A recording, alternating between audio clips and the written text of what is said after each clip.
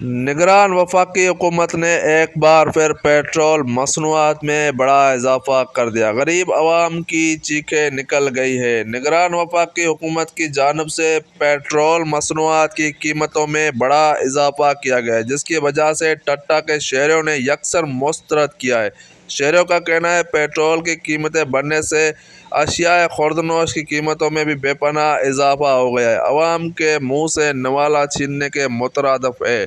उस मौके पर शहरियों ने वॉच न्यूज़ से बातचीत करते हुए कहा है कि भाई ये देखो पेट्रोल की कीमतों में इतना इजाफा कर दिया है कि ना गरीब बंदा ना कोई काम कर सकता है, ना गाड़ी घर से बाहर निकाल सकता है, ना बच्चों को स्कूल ले जा सकता है। इतनी बड़ी पेट्रोल की कीमतों में एक रात में बढ़ा दिया है।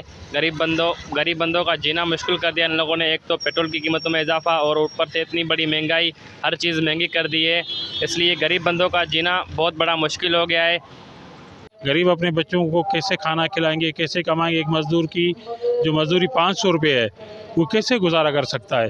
इन हुकूमत ने ये जो अमल किया है इसके ऊपर आवाम के ऊपर बहुत ज़्यादा भारी बोझ पड़ा है और आवाम पीस के रह गई है। पहुंच नहीं सकते, अभी हम खाने के लिए परेशान है। पेट्रोल कहाँ से भरवाए, अभी गाड़ी छोड़ के अभी पैदल चलना पड़ेगा, अभी क्या करें।